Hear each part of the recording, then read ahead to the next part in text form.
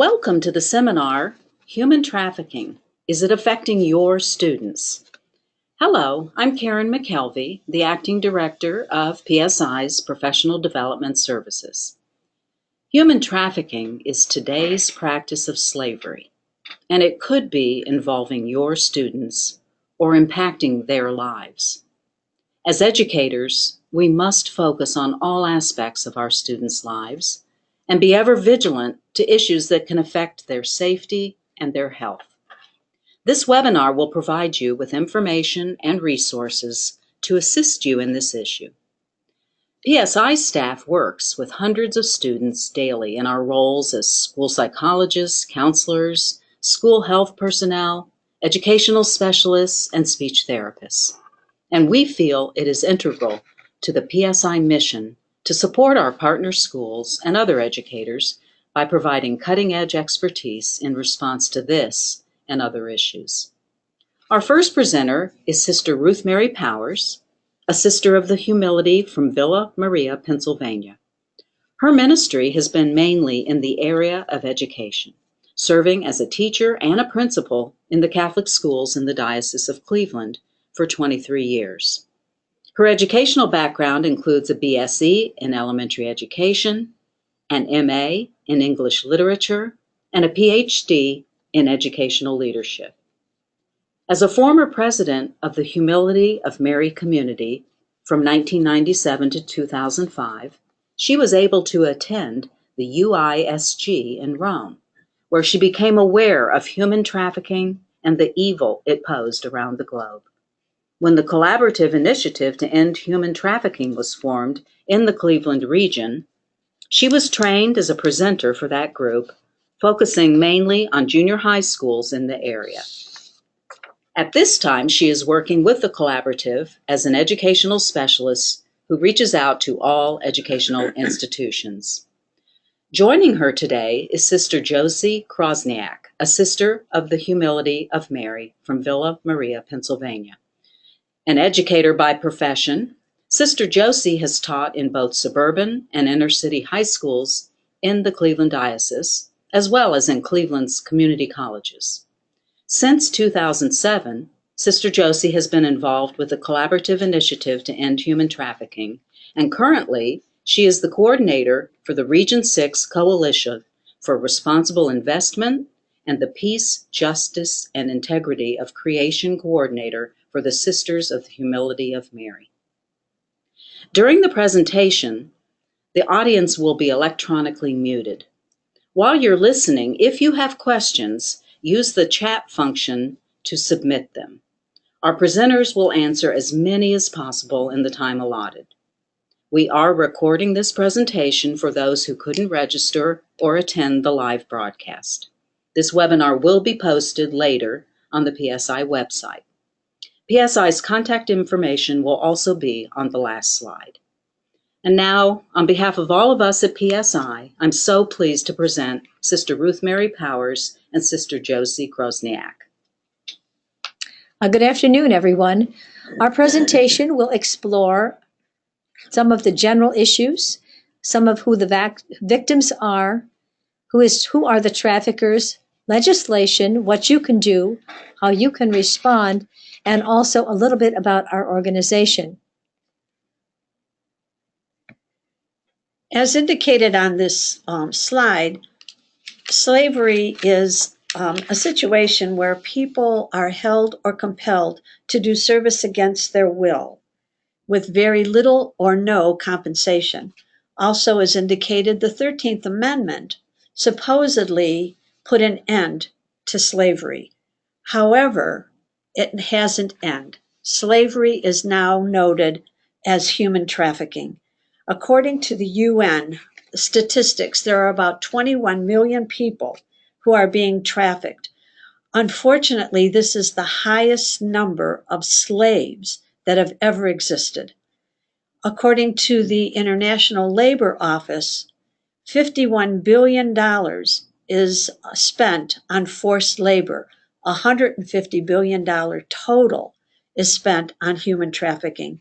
So obviously you can see that it is a very lucrative kind of investment for the people that are involved. Currently, what's happening also is that drug dealers are turning to the to sex business. They're becoming pimps so that they can be on the road trying to get more money, trying to sell people on the street. The concern here also is that this will then turn into human trafficking. So the drug dealers now are branching out.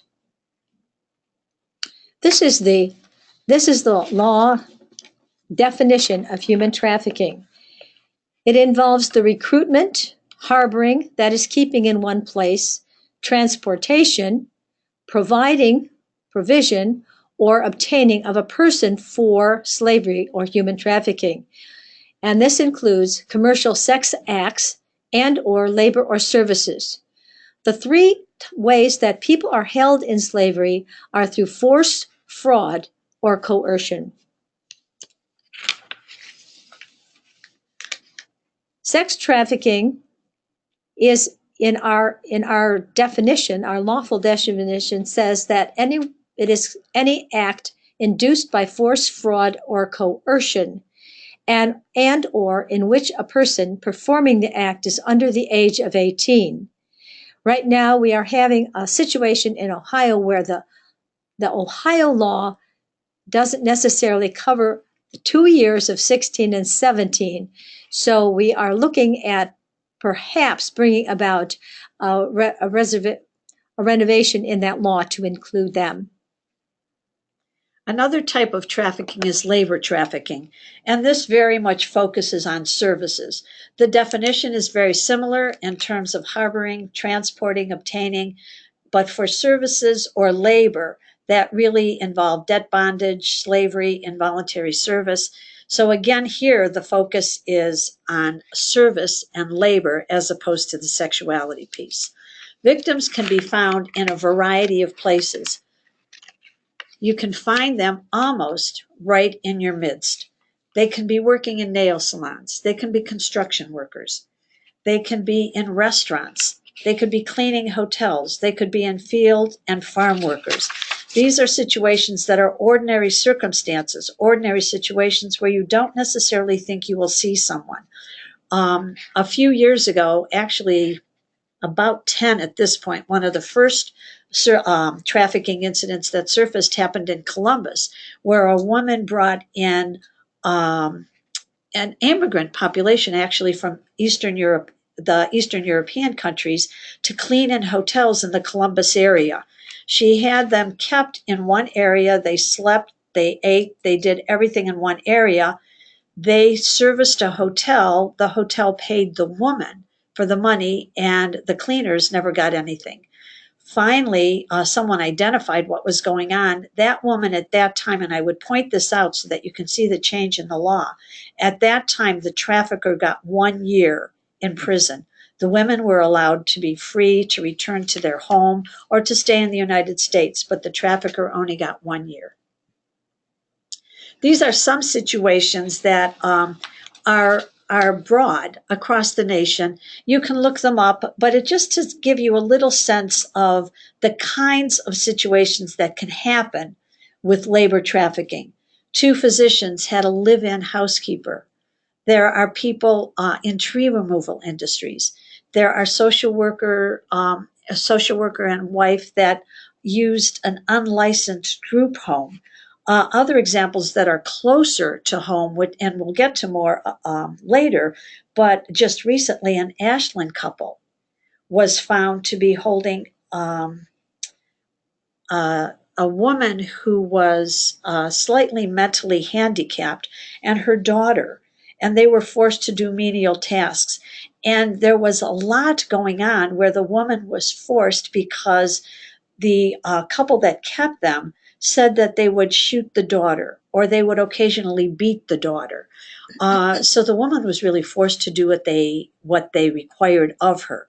The only way she got out of that was on one shopping trip. She actually went into the store and stole a candy bar, making sure that she was seen by the security, so she was arrested. That at that point, She told them what was going on, and the Ashland couple was arrested, and the woman and her daughter were allowed to go free. But the situation was very overwhelming for both the daughter and herself. The crime of trafficking, we've been talking basically about the exploitation, which is where the crime occurs. Physical movement is not necessarily necessary, and as we go through, we will be talking about a few stories that reflect that. But what you need to remember all the way through is that the crime is in the exploitation, not necessarily the movement. So how are victims trafficked? Well, one of the first ways is through force. That once a victim is obtained through whatever kind of thing, however tricks they do, they are kept in place through rape, through beatings, through constraints, being tied down, through confinement, being kept in one place, and being addicted to drugs. The other piece that happens regularly is that a person immediately, if they are from out of the country, they will relinquish their passports and any kind of identification they have to their trafficker, which means that the other threat is that they will be going to jail. So that's the first way. The second way is fraud, and fraud is basically lying. Okay, a trafficker will lie to their victim. And in this particular case that's on the screen, this was a young group of boys from Zambia who had a choir. When a missionary group came through their little town in Zambia, they heard these boys sing, and they invited them to come back to the United States to sing and to make money to send back to their village. The parents agreed and the boys agreed, and so the first thing the trafficker did was take their identification and their passports to hold onto them for safekeeping. When they got to the United States, they were never, ever, ever did not see the papers, and they certainly didn't get any money. They were forced to sing in many places around the country, including one in Cleveland. And we have had people who are in our groups that we've talked to, and they've said, oh yeah, I heard those boys. Finally, a woman in Texas noticed that the boys were not looking well. You know, they were being kept in a small cottage, in a small trailer, and they were not fed well, and they were not given any kind of medical help if they needed it. So the woman got a couple boys from one side and got given Campeche, who is today in the United States, and was rescued by that woman. And she found out what was going on, and she went to the police, and now they are either back in Africa or they are here in the United States. This young man has graduated from college, and he does do presentations today on human trafficking. How are victims trafficked? Well, another one is coercion. The woman looking out the window is a woman named Teresa Flores. Some of you may have heard about her. She was an upper middle class young woman whose father was in the car business, in the automobile business. He was high up in the automobile industries, yeah. And so they moved every 2 years. And when they moved into a place outside of Detroit, Bloomington, she went to a high school and found herself as a sophomore very out of sorts because she always had to make new friends. One of the people who came to her and wanted to be her friend was an older young man, probably a senior, and he started to talk to her and at one point he invited her to come home, and he would take her home after school. Well, she didn't think it was a good idea. However, she did it. They stopped at his house. When she went in, he drugged her in a Coke. He raped her, took pictures, and from that point on, the coercion stepped in. It's a threat where he said if she did not do what he desired her to do, then that would mean that those pictures would go on the internet and her father's would be ruined. And so she continued to do this because of the threat. And every night whenever he wanted to, he had given her a pager. He would call her. She would leave her house in the middle of the night and go out and turn as many as 15 tricks a night. And this went on for a while, and she finally said to them, I can't do this anymore. I just can't do this. And at that point, she got a phone call, and she heard a dog barking, and there was a gunshot. They killed her dog. So that's another way of threatening and really keeping a person in terror. Then the next day, she saw them, the traffickers, some of the guys she knew, following her little brothers home from school. So coercion keeps people in place because it is a very serious threat. This is one of those situations where, again, the crime is in the exploitation. Teresa remained in her own home, and she went to her own school every day. So there really wasn't a whole transportation piece involved. This map is just an indication of how extensive the trafficking piece really is. You'll see the arrows going both ways in a lot of situations, coming and going from the United States back to Europe, down to China, over to Central America, South America. It's very extensive. It's not located in just any one spot. So who is at risk to be trafficked? Well, of course, the most vulnerable population are children because they are easily lured. Vulnerable women, those women who might be in a situation of a marriage that's they're being beaten, or like the young woman who's had her daughter and she was slightly in need of help.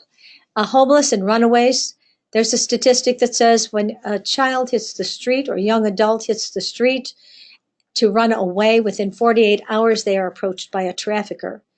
There are immigrants who don't know, and very often if they come new to this country, they are befriended by someone who then turns them into someone who does illegal things for them. Those who are disabled, as in the earlier story, and then the LGBTQ population.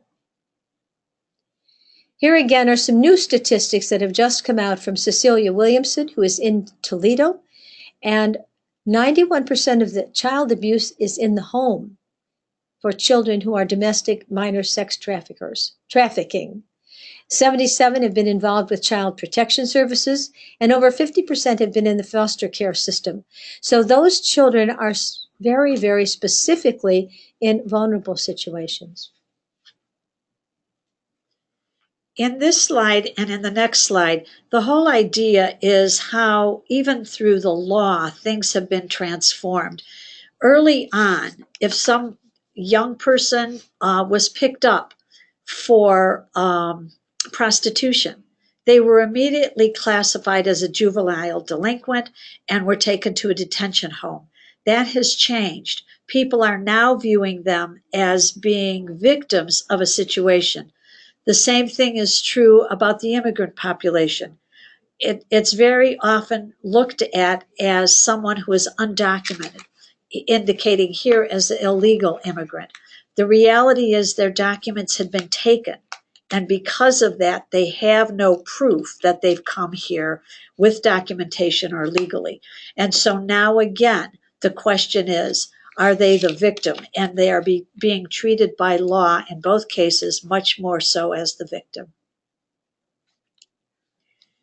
The response is, and we'll refer to this again a little later on when we talk about some of the signs of someone who has been trafficked. But in both citizens and non-citizens, some of these things continue to happen. They're kept isolated. Sometimes if they are from another country, they don't speak English, so they don't understand what's going on, and they're not trusting of the people that are around them. They don't seek help because, again, they don't know who to trust. They are usually guided or guarded by people. There was one situation where at one of the schools we went to, one young woman was saying where she gets her nails done in the nail salon, there's a woman there that she goes to. The woman never looks at her, never talks to her. She just tells her what she needs done. But the nail salon person just just does what the woman asks her to or what the young girl asks her to. There's someone that's sitting there watching her the whole time. She is not from the United States, so the person sitting next to her could be just an interpreter. But because of the reaction of the salonist, if that's a word, because of the reaction, she doesn't look at her. She doesn't do any interchange with her. There's the fear that she's being trafficked and being watched. And so the young woman was very aware of something going on after we talked about it, and was going to try to see the next time she went if there was a change in that. Another thing that happens in almost any situation is the person that's trafficked blames themselves. They talk about how could they have let themselves get into this. So they don't see themselves as a victim. They see themselves as being part of the crime and blaming themselves for it. Here are a few new statistics that have come out from the United Nations that once a girl enters the sex industry, as written here, she has a 7-year life expectancy. Given the kind of life that they are forced to lead, homicide, they can be inflicted with AIDS, they often are drugged, they are tortured, they are neglected, and sometimes even starved. So that once a girl gets involved in this, unless she can be saved, she has a very short life to look forward to. And now this also tells us that there are about 27 million adults and 1 million children enslaved throughout the world. And this is the biggest ever in history, as was mentioned earlier. However, it's a hidden problem. People don't see it, and it's larger than we imagine. In the United States, at this point, there are about 100,000 children trafficked a year, and 2 children are sold every minute. 50% of the sex trafficking victims are children. So once again, the average age, the most vulnerable age right now is between 12 to 14. One of the things that we haven't really mentioned is that young men and boys are also involved in this. It's not just simply focused on women. But when we talk about who the traffickers are, they can be a variety of people. It's a U.S. citizen. It's a foreign national. It could be a male or female. It could be an adult, or it could be a minor who is trying to move up in the system. And people have to be cautious. They have to be aware of that. And so when we talk, especially with students, we try to give them a sense that it's not going to be your stereotypic pimp that's going to be the trafficker. They have to be careful of who they're looking for and who they're interacting with. So the trafficker could have any relationship to the victim. It could be a friend. It could be a family member, unfortunately. It could be a stranger. It could be a very close boyfriend, an intimate partner, or a girlfriend. It could be anyone. And that's what we keep trying to help people understand. One of the things that we've learned as we've gone through this is that 47% of the victims know their trafficker. So it's not like a stranger is coming up to them all the time. One way that this happens is through a whole grooming process. A trafficker, especially as we talked before about someone that's homeless or someone that's vulnerable, a trafficker will come up and realize that vulnerability and start becoming friends. They may see them occasionally and invite them to get a cup of coffee or a Coke or a sandwich, especially if they're homeless. They may, if they start to become friends with them, especially an older boy with a younger girl, flatter them, send them gifts, start talking to them about adult subjects and let them understand that their parents are treating them like kids and they're really better than that, that they are able to understand adult topics. And so in a way they turn the young person against their family and friends with the idea that they don't understand them. And so they start relating to them on a deeper level. Eventually what happens is that they're asked for a favor in return, And as indicated here, pictures are taken, favors are given, and blackmailing can sometimes start. One of the ways that you can bring this home to your students is just have them talk a little bit about the movie Taken. And the very first subject, the girls, first of all, lie to their parents. Then when they get to Paris, they befriend a young man, or a young man befriends them. He takes a picture of them. He finds out where they live. They share a cab. So he is the man who comes ahead, the head guy, and then they get taken later. But that kind of grooming process is very dangerous. And so when somebody, when something seems too good to be true, well, it usually is for those folks. One of the biggest situations that we have in our society today is the fact of desensitization. We are overwhelmed and barraged by negative images. Video games kill people regularly, maiming and destroying, and one of the worst is Grand Theft Auto. We did a 7th grade class once and asked them how many had played Grand Theft Auto. Every hand in the room went up.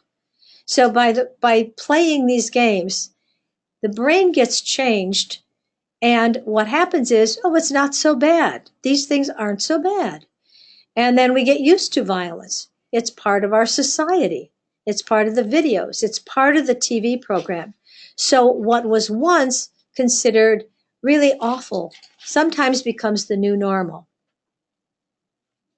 In this particular slide, we look at the way the whole idea of being a pimp has become glorified. There have been games, there's music, there's words and language that is used. There are many different ways that today children will look and hear about this and think, well, that's not so bad, that's nothing, and they'll use it in their everyday parlance. Desensitization is a process by which people are lured into thinking that what was once really things that you would not do, well, they don't look so bad after all. So desensitization has brought another whole epidemic upon us, which is... Before we move on, one of the things that's interesting about this whole idea is that in 2005, the Academy Award-winning song was "It's a Hard Life Being a Pimp." And so when you have that raised to a level of receiving an award, you start to wonder about the culture that we're in. The current culture also encourages pornography. So this is one of the new epidemics that is going on with our preteens and teenagers. They are going online. They are able to get to pornographic sites. They are watching it now during a time when their brains are still being developed. When girls experience this, it can lead to a lot of low self-esteem and to an unwanted pregnancy, eating disorders, and depression. Child pornography is a form of human trafficking, and especially for young children who get trapped into it, they are not even able to make a decision before they become a victim. I thought you were going to tell. One of the things that we've become aware of is that a lot happens within, obviously, the internet and TV. One of the papers that we just recently received talked about the 10 what they call dirtiest dozen, or the dirtiest dozen list. And on that list are corporations such as HBO, Comcast, Roku, YouTube. These are some of the industries that allow pornography to happen. A couple of them have said that they're really working against that, trying to put up firewalls, such as Apple TV and Amazon's Fire TV. However, because of Roku, they're able to go in through the back door and get into pornographic sites. And that's something that, unfortunately, people who want to be able to do this can figure out how to do it.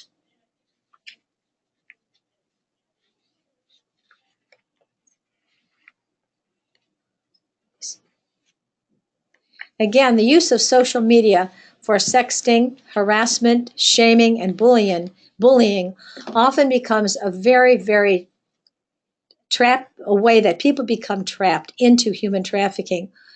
Data shows that children who are repeatedly exposed to pornography will be more likely to sexually harass or molest other children.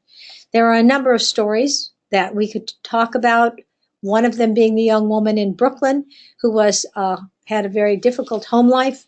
She wanted to get out of that situation, and a young man she thought was online with her. She was using the app Kick, and they would go back and forth on this. And she would tell him all the hard things that were going on in her family.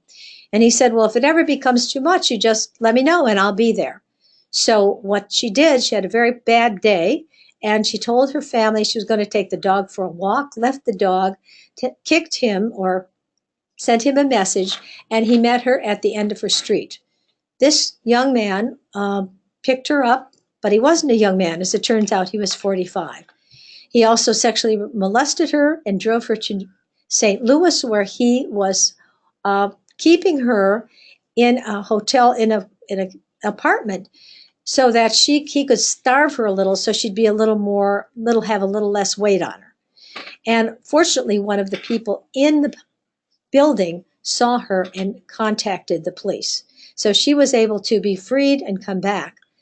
But it was all due through the whole sexting thing. There are so many things that go on online. There's all that people, there's lots of risky behaviors. There's a whole list of initials that can go out. Any of those things, if you're interested in having more of those, we could always send them to you. We didn't put them all on this particular program, but there's all kinds of ways that the young men and women can be involved in contacting one another in ways that are not necessarily healthy or not necessarily good for them. One of the biggest sites, and you probably have read some of this in the newspaper because it has been a topic of recent conversation, is Backpage.com. It's one of the easiest ways that a trafficker can sell someone, and someone that's looking for girls or young boys can find them. Backpage has agreed to take that site off their whole form. However, what's happening is, at least from our most recent understanding, is that while they may not be advertising in the same way, they still have a site where pornography can be reached, and some of the trafficking is happening through that way. So we want to look a little more closely at what's happening in Ohio, very specifically. One of the things that we want to be aware of is that the incidents in Ohio continue to grow. It's becoming more and more prevalent. Toledo, if you haven't already heard this, is number 4 in the country in terms of trafficking sites and happenings. It's becoming more and more prevalent right within our own area. We were at a school yesterday where one of the teachers was saying that they're hearing that it's happening right around them. And so they're very, very concerned about what's happening. Ohio, as you can see from this map, has a lot of roads that take you from one end of the state to another. So it's a good transport site. And once you reach the end of Ohio, it's very easy to get into Canada, and from there, a lot of other places. Here are some of the current headlines that lead you to see where some of the things are going on right here in the surrounding area. There was a man guilty of sex trafficking of a child in Parma, and he was picked up. People in Akron suspected human trafficking. Defendant trial pleads guilty to human trafficking. And then a Cleveland man tried to sell a girl for sex at an Independence hotel. An Ohio woman had a sentence of 51 years to life for trafficking. And here are some others that also include labor trafficking. The Ashland woman is on there, as you can see, and the people who were arrested got 32 years in prison for labor trafficking.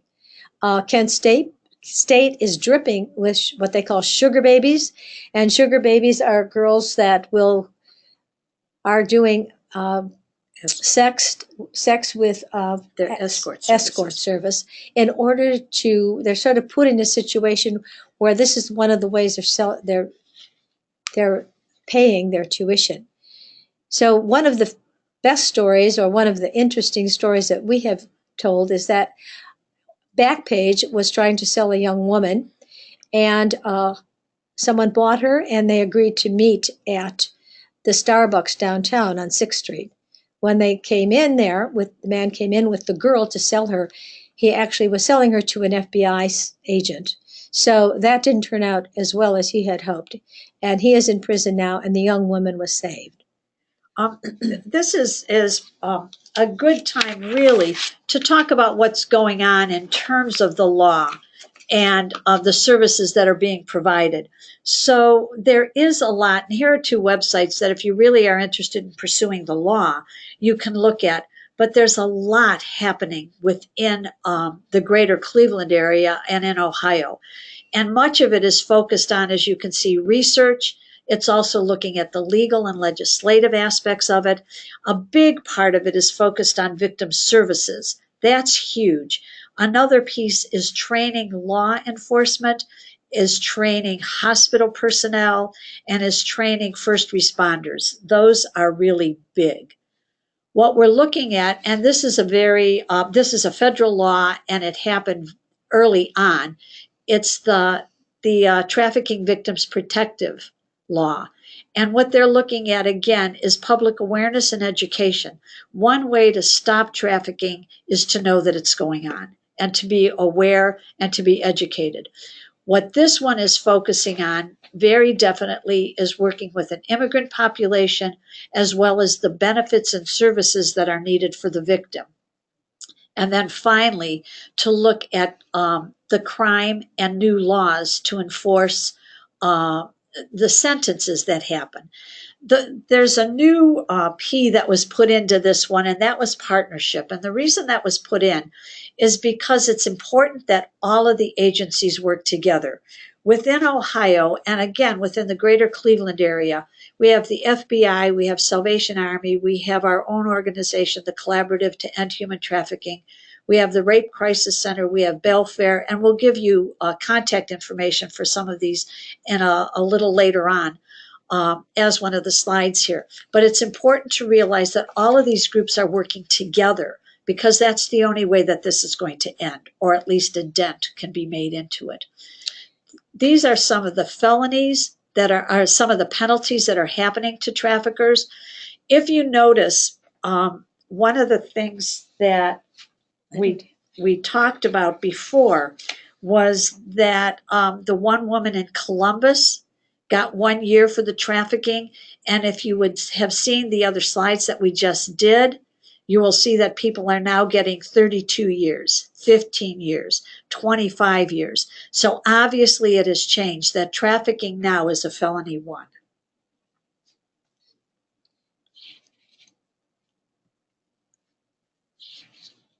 I don't have those. Another piece, sorry about that. Another piece, though, is if you remember in the federal law, it was for someone under 18. You did not have to prove force, fraud, or coercion. In Ohio, it's under 16. And so that leaves a very vulnerable population between 16 and 17. And what they're trying to do, Teresa Federer from Toledo, is very, very focused on this, trying to look at how we can and make this more in line with the federal law. 16 and 17-year-olds are very vulnerable. they're still young people. And so how do we change the law so that we don't have to prove that these minors were forced into being part of a traffic situation or being forced into sex for hire?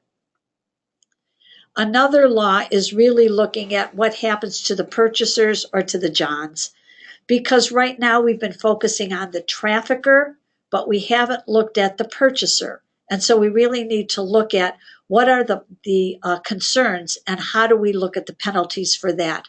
And then finally, what's most important is protection for the victim, whether it's a juvenile or whether it's not. How do we protect them? One of the things that has just come into play, which is very, very good, is in May of 2014, a human trafficking specialized docket was created. And this is with Judge Cassidy. So anytime there is a situation that looks like a trafficking victim could be involved, Judge Cassidy gets that case. And she has now worked with a group of about 15 that provide a variety of services so the victim no longer is looked at again as a criminal, does not enter into the court system, but gets services that are needed for that person. And they also then are entered into what could be like up to a 2-year program, so they get continued services so that something doesn't end as soon as the trial is over. One of the important pieces for teachers, for parents, for anyone who works with children are the red flags. One of the things that happens is that when a person is in a trafficking situation, they cannot move around as they please. They are kept often in one place. They are afraid. They appear nervous. People, like the story that Josie just told about the woman in the nail salon, they can't even look up sometimes. So people appear they may be depressed, malnourished. They don't often speak for themselves. You can see maybe mental or physical abuse. They might have not any kind of documentation. If a young woman has a much older boyfriend or girlfriend, sometimes that is a red flag, that they're keeping her under wraps. That they have key cards or hotel cards that they shouldn't be carrying around with them at their particular age, or if they have new clothing or expensive gifts from this friend. Finally, one of the worst situations is where the young woman is branded. Sometimes if a pimp is holding on to a woman, he will have her branded with his particular code name. It could be daddy, it could be anything. I just recently saw one that said something like, unfortunately, I can't remember it. It went out of my head, but it would be like daddy or his or something like that right around their neck, so that it is apparent. So here are the needs of the trafficking persons. After a person is taken out of the trafficking situation, they will often need services, not detention, and that's where the hospitals come in and are so important, as well as some of the places where those young people can go. Rape Crisis Center in Belfair particularly. They need services for physical and mental health. They need places to be able to stay, and they need legal services. They also need to be educated and help to find employment. So what can you do? One of the biggest things you can do is be educated, which is part of why we appreciate being able to be here speaking with you. Another thing is to look at how does it touch your own life. It happens with the food we eat. We talk about supply chain. We talk about farms where people are kept and services rendered without being paid. Cocoa beans. Anytime we talk to people, we always ask how many of you like chocolate, and almost every hand goes up. The cocoa beans are picked by 10-year-old children in the Ivory Coast or in Ghana. And these children get maybe a dime a day, and they work for like 10 hours a day. Restaurants, washing, busboys, nail salons. garment, the clothes that we wear, where are they coming from? What's the supply chain look like? Where are they initially created, and how do they get here? And in hotel cleaners, as we talked about very early on. One of the ways that you can work with your students or that you can work with yourself is to visit slaveryfootprint.org. Slavery Footprint is a wonderful way to go through and really test yourself. It asks how many slaves work for you. You go on there and it's like a series of questions. How many of this? How many of that? How many cars? How many bedrooms? How many this?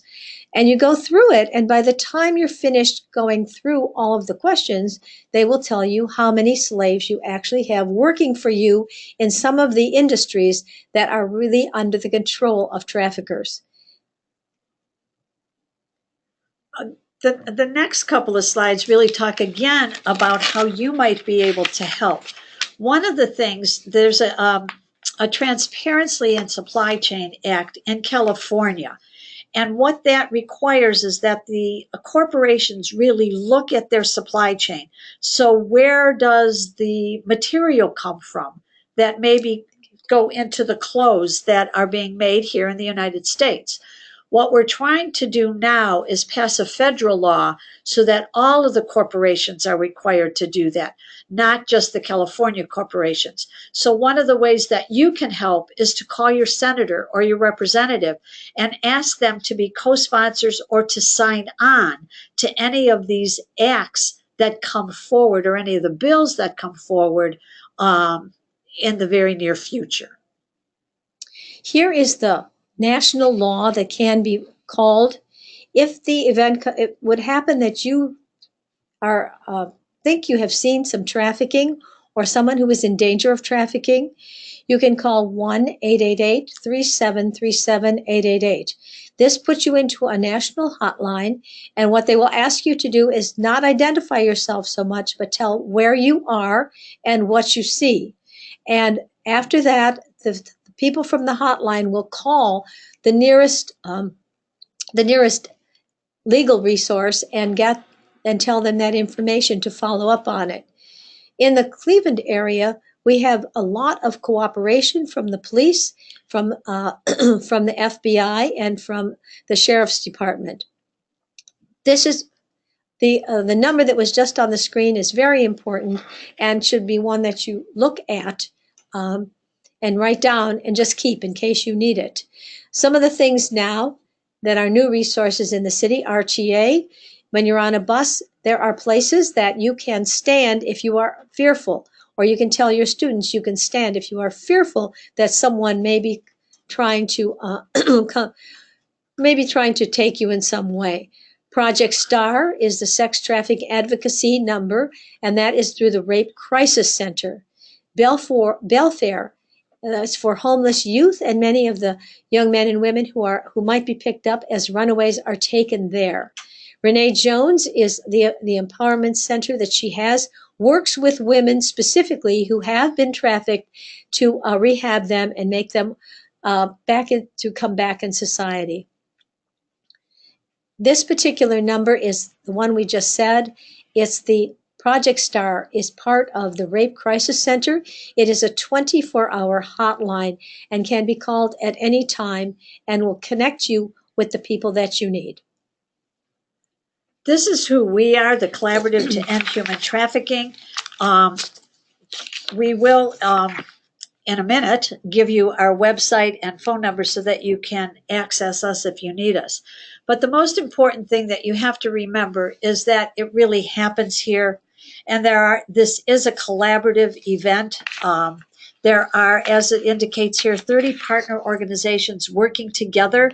You may have seen this type of sign in buses, on the back of buses. You may have seen billboards indicating that.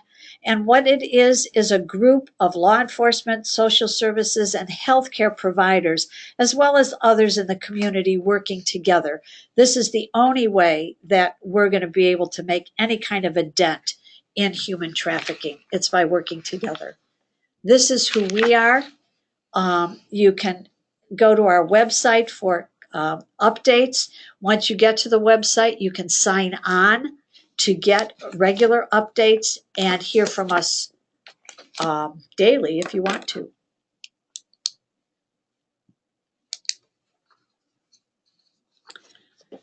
Well, we are so pleased to have been able to receive this information.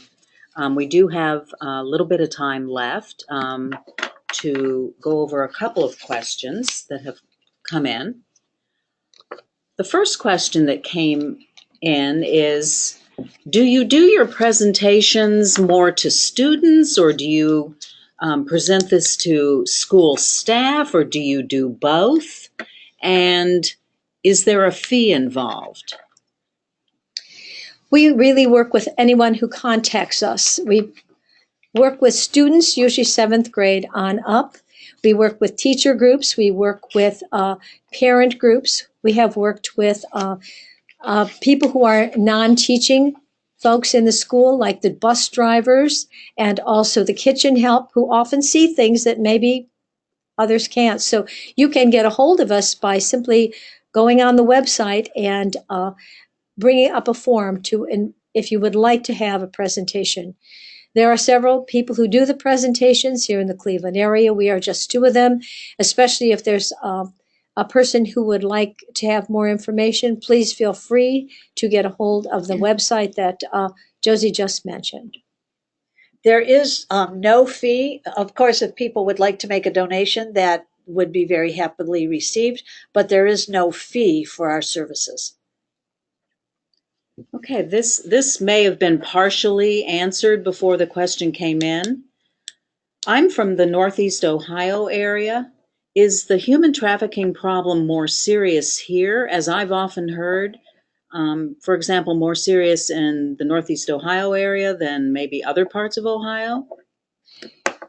Actually, it's everywhere in Ohio. I don't know that we're any more dangerous here than other places, but it is very, very serious. And as was pointed out earlier, Ohio is a state that has lots and lots of highways. And so it's easier for traffickers to get around. So that I don't feel, at least I haven't heard that it's any worse than, but it is in some ways better than, because of the kind of collaboration that has been going on and the ways that we have been working together. It's extremely important that people stay in touch and people talk to one another. As we have said so many times, if you see something, say something. Okay, thank you. Here's another question. What funding source or sources support your collaboration? Well, there are a number of sources. The Sisters of the Humility of Mary have helped begin this collaboration, but there are other funds that come in now from donations from the state of Ohio and from other funding sources. One of the areas where we've just been able to get money and grants is from the state with the Victims Protection Act. They have grant money that we are able to tap into because of the work that we're doing. The Sisters of Charity Foundation also has been a very strong supporter.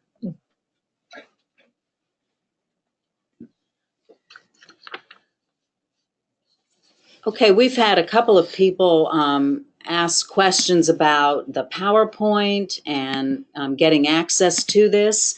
It will take us a day or 2, but as we always do, we do post links to webinars and also the complete PowerPoints once we get the technology set up.